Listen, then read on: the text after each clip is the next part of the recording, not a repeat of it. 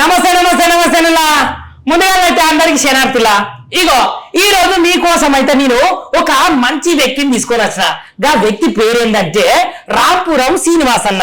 ఈ శ్రీనివాస్ అన్న ఏంటంటే ఓబీసీ మోర్చా రాష్ట్ర అధికార ప్రతినిధి.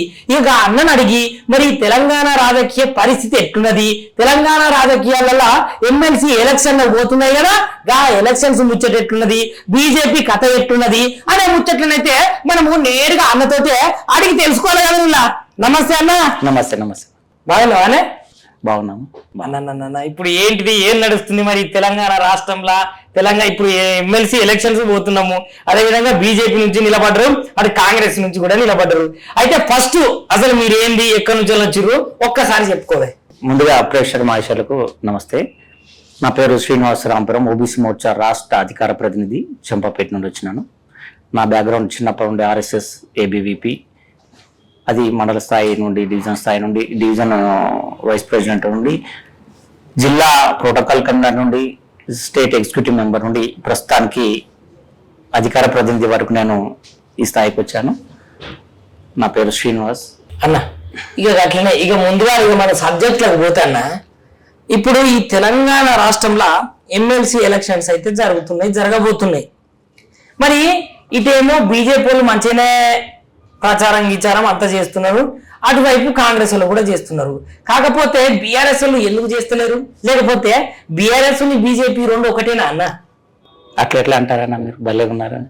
బీఆర్ఎస్ వాళ్ళు పోటీ చేయడానికి క్యాండిడేట్లు లేక కాదు, మరి డబ్బు లేక కాదు. బీభత్సమైన డబ్బు ఉంది, అప్పుడు సంపాదించుకోరు కదా అధికారులు ఉన్నప్పుడు.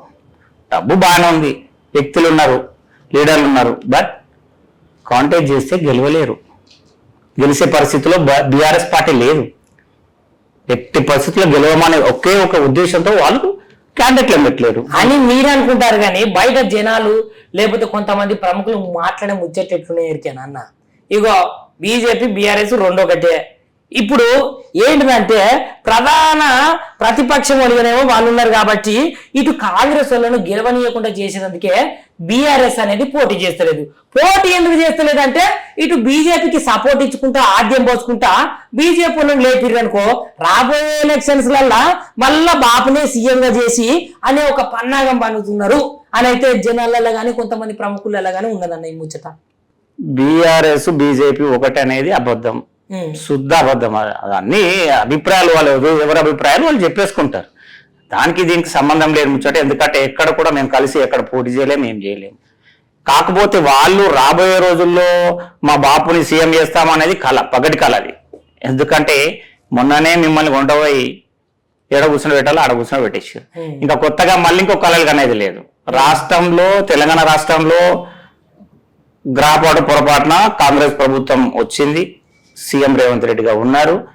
వారి మీద కూడా భయానక వ్యతిరేకత స్టార్ట్ అయింది. ప్రజలు ఎవరు నమ్మలేని పరిస్థితికి వచ్చారు. మరి అది ప్రజలు నిర్ణయిస్తారు. ఎందుకంటే మనం ఇప్పుడు డిసిషన్ తీసుకోనికి నేను పంచాంగ జ్యోతిష్యం చెప్పినట్టు చెప్పడం కరెక్ట్ కాదు.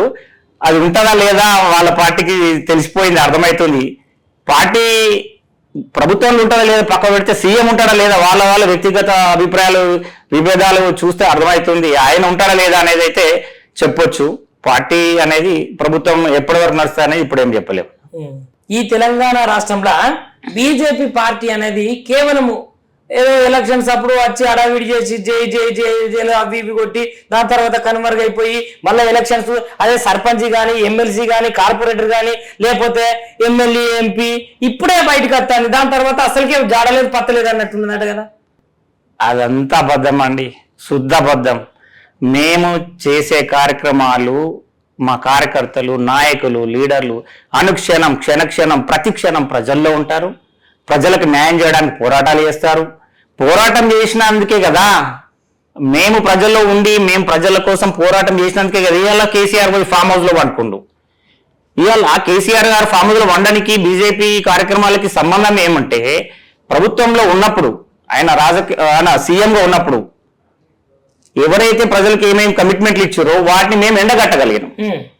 ప్రతి సెకండ్ నిద్రపోకుండా బండి సంజయ్ గారి పాదయాత్రనే కానీ, ఉప్పల్ బగాయత్ బీసీల కొరకు పోరాటం చేసినాం, ఎస్టీల కొరకు గుర్రంపోడు చలో గుర్రంపూడి కార్యక్రమం చేసినాం, ఆడ మా మీద దాడి జరిగింది. బీఆర్ఎస్ నేతలు ఎంతమంది దాడి చేసిరో, వాళ్ళ ప్రభుత్వం ఉంది కాబట్టి అప్పుడు పోలీసులు మా మీద అక్రమ కేసులు పెట్టి జైళ్ళలో పెడితే 40 రోజులు జైళ్ళలో మగ్గిరు మా కార్యకర్తలు. ప్రతి కార్యకర్త ప్రతి విషయం గురించి పోరాటం చేస్తే కేసుల మీద కేసులు బుక్ చేసి జైళ్ళలో పెట్టిరు.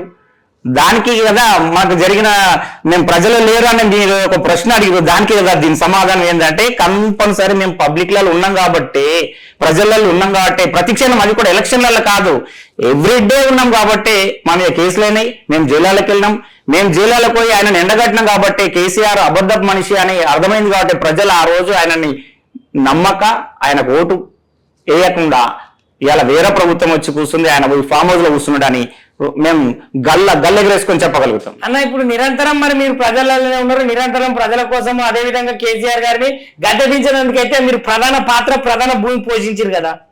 ఇట్లా పోషించినప్పుడు మరి ఎందుకు ఎక్కువ సీట్లు గెలవలేకపోయింది మరి బీజేపీ? కరెక్ట్ క్వశ్చన్ ఇష్యూర్ మీరు. ఎక్కువ సీట్లు గెలవలేకపోయినాం. మా పార్టీ తెలంగాణలో, మా బీజేపీ పార్టీ తెలంగాణలో ఎక్కడుందో మీకు తెలుసు. గత కాలంలో కొంతమందికి బీజేపీ పార్టీ విలేజ్ లో, పల్లెటూరుకి వెళ్తే బీజేపీ పార్టీ తెలియని పరిస్థితిలో ఉన్న పార్టీ నుండి ఇవాళ ఒక వటవృక్షం లాగా ఎదిగిపోయింది, చాలా స్థాయికి ఎదిగిపోయింది. చాలా ఈ ప్రతి ఎలక్షన్లలో ఓటింగ్ పర్సంటేజ్ చూసుకుంటూ 10% పెరుగుతా ఉంది. లాస్ట్ టైం ఎలక్షన్లో 70 లక్షల ఓట్లు బీజేపీకి వచ్చింది. అంటే మేము ఇంక్రీజ్ అవుతున్నాం, రోజు రోజుకి ఒకేసారి తక్కువ రాలేకపోతున్నాం కాబట్టి ఇంక్రీజ్ అవుతున్నాం, బరాబర్ మేము సాధిస్తున్నాం, ముందుకు వస్తున్నాం. మొన్నటి ఎలక్షన్లో కూడా, ఎమ్మెల్యే ఎలక్షన్లో కూడా 41 సీట్స్ మాకి ఉండే, అందరు 1000, 2000, 2500, 3000 ఓట్ల మెజార్టీ, లో మెజార్టీతో ఓడిపోయినాయి ఉన్నాయి కదప్ప, ఎవరు కూడా చిత్తు ఓడిపోయినాయి లేవన్నా. అట్లనే అదే విధంగా ఇప్పుడు మనము ఇదే బీజేపీ పార్టీ నుంచి అయితే ఢిల్లీలో చూసుకుంటున్నా, ఢిల్లీలో 25 సంవత్సరాల పాటు రాని బీజేపీ ఒక్కటేసారి రేఖా గుప్తా గారు అయితే సీఎం గా నిలబడ్డారు. మరి రేఖా గుప్తా గారు ఈ 25 సంవత్సరాల తర్వాత 9వ సీఎం గా ఢిల్లీకి అయితే ఎన్నికయ్యారు, ఎలక్షన్స్ అయిపోయినాయి. దీని గురించి మీరేమంటారు? మరి 25 సంవత్సరాల తర్వాత గెలవడం అంటే మొదటిసారి ఏం గెలవలేం మేము. ఢిల్లీలో మొదటిసారి మేము సీఎం కాలేం. గత కాలంలో కూడా మా వాళ్ళు చాలా మంది మా సీఎంలు ఉన్నారు, మేము ప్రభుత్వాన్ని ఏర్పాటు చేసుకున్నాము. అక్కడున్న పరిస్థితులను బట్టి అప్పుడు వేరే వేరే ప్రభుత్వాలు వచ్చినవి. సడన్ గా అనుకోకుండా ఆమ్ ఆద్మీ గారు వచ్చారు, వారు రావడము, వచ్చి ఏదో ప్రగల్భాలు పలకడము, లెక్కలేనన్ని హామీలు ఇవ్వడము, హామీలు నెరవేర్చకపోవడము, దాంతో పాటుగా కొత్త కొత్త స్కీములు తేవడము, స్కాములలో ఇరుక్కోవడము, జైళ్ళకు పోవడము, ఆయనతో పాటు ఆయన మంత్రివర్గం కూడా జైళ్ళకు పోవడం జరిగింది. కాబట్టి వాళ్ళు సరైన న్యాయం చేయలేకపోయారు ఆ ప్రజలకి. కేవలము సరైన న్యాయం చేయక వాళ్ళు ఫెయిల్యూర్ అయ్యారు. ఆ ప్రభుత్వం ఢిల్లీలో ఫెయిల్యూర్ అయిపోయినారు. కాబట్టి ప్రజలు నమ్మడం ఆపేశారు. వీళ్ళు నమ్మొద్దు. ఈ కేజ్రీవాల్ నమ్మితే మనం బతుకుడు బట్టగట్టం, ఈడే సంపాదించుకుంటుండు. ఒక్కొక్క కట్టన్లకు 90 లక్షలు ఉత్త కట్టన్స్, డోర్ కట్టన్స్, ₹1 కట్టన్ కట్టుకునేటోడు నేను ఎక్కడ వెళ్ళలేదన్న. కొత్త క్యాండిడేట్ ని చూసినా మనం. ఆయన ఇల్లు 2 బెడ్రూమ్లు ఇల్లు ఉండేనంట. ఇవాళ ఎన్ని బెడ్రూమ్లు ఇల్లు అందరం చూసినాం మనం. ఆయన కట్టన్లు, ఆయన సోఫాలు, ఆయన చూస్తే మనం కళ్ళు తిరిగి కింద పడిపోయేంత పరిస్థితికి వచ్చింది. కాబట్టి ప్రజలు అన్ని గమనిస్తున్నారు.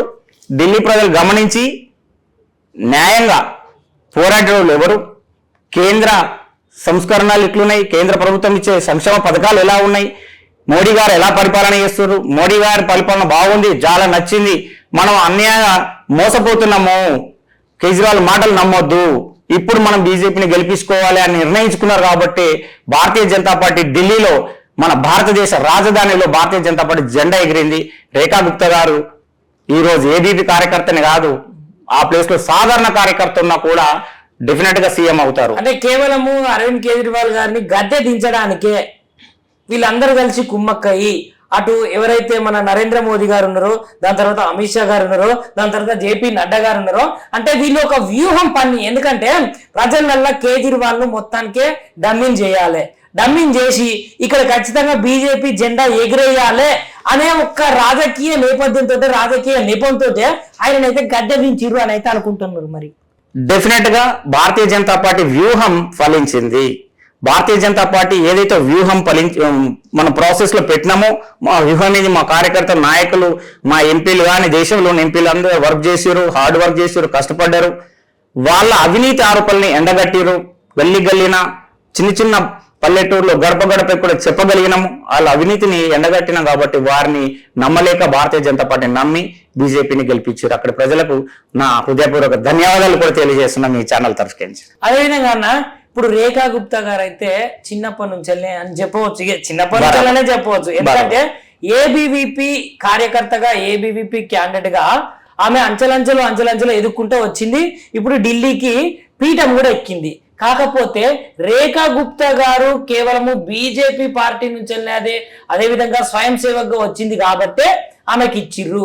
లేకపోతే రేఖా గుప్తా గారి కంటే అనుభవం కలిగిన వారు ఇంకా దాని తర్వాత రేఖా గుప్తా గారి కంటే చాలా మంది ఉన్నారు కదా, మరి వాళ్లకు సీఎం క్యాండిడేట్ గా ఎందుకు నియమించలేదు? భారతీయ జనతా పార్టీలో ఒక్కటి గమనించండి మీరు, పార్టీ సిద్ధాంతం, నిబద్ధత, పార్టీ కోసం కష్టపడే వ్యక్తిత్వం, ప్రజలలో ఉండడం, జాతీయవాదం, వీటిని అన్నిటిని వాళ్ళు క్షుణ్ణంగా పరిశీలిస్తారు. పరిశీలించి ఎవరు ఎంతవరకు ప్రజల్లో ఉండగలుగుతారు, పార్టీ కోసం ఎంతవరకు సేవ చేయగలుగుతారు. ప్రజల్లో పాపము రేఖా గుప్తా గారిని మీరు అబ్జర్వ్ చేయండి, పెళ్లి అవ్వక ముందు కార్యకర్త, పెళ్లి అయిన తర్వాత భర్త గారిని కూడా ఆమె చెప్పగలిగింది, నేను ఇలా అలా అనుకుంటున్నాను, మీరు నన్ను సపోర్ట్ చేయండి అంటే భర్త కూడా సపోర్ట్ చేసిండు. అంటే వైవాహిక జీవితంలోకి వచ్చిన తర్వాత ఒక మహిళని చాలా దూరం పెడతారు భర్తలు. తను ఎంత నిబద్ధత ఉంది కాబట్టి తన్ని కూడా కన్విన్స్ చేసుకొని ఇవాళ కార్యకర్తగా నిలబడి ఇంకా ఎప్పుడు కూడా ఎమ్మెల్యే కాలేదు. ఆమె మొదటిసారి ఎమ్మెల్యేనే. అంటే పార్టీ సిద్ధాంతం అంటే ఆమెకు అంత ఆమెకు అంత ఉంది కాబట్టి ఆమె నియమ నిబంధత ఉంది కాబట్టి కదా తనని సీఎం గా ప్రకటించారు. ఇక్కడ ఇంకోటి కూడా చెప్పాలి. రెండో విషయం ఏంటంటే భారతీయ జనతా పార్టీలో వ్యక్తి డిసిషన్ ఉండదు, ఒక వ్యక్తి డిసిషన్ ఉండదు, ఒక వ్యక్తి ఫైనలైజేషన్ చేయడు, డిక్లరేషన్ ఇవ్వడు. కుటుంబ పాలన బీజేపీలో ఉండదు. భారతీయ జనతా పార్టీలో అందరూ ఒకటే కుటుంబం, అందరూ కులాలు మతాలకు అతీతంగా మనము అది అంటే అందుకే మన మోడీ గారు మన కుటుంబం అంటాడు ఎప్పుడు కూడా మీటింగ్, మన పరివారం, మనమంతా ఒక కుటుంబం అని చెప్తారు. నేను కూడా ఒక సాధారణ కార్యకర్తనే అని చెప్తాడు, నేను డిక్టేటర్ కాదు అని చెప్తారు.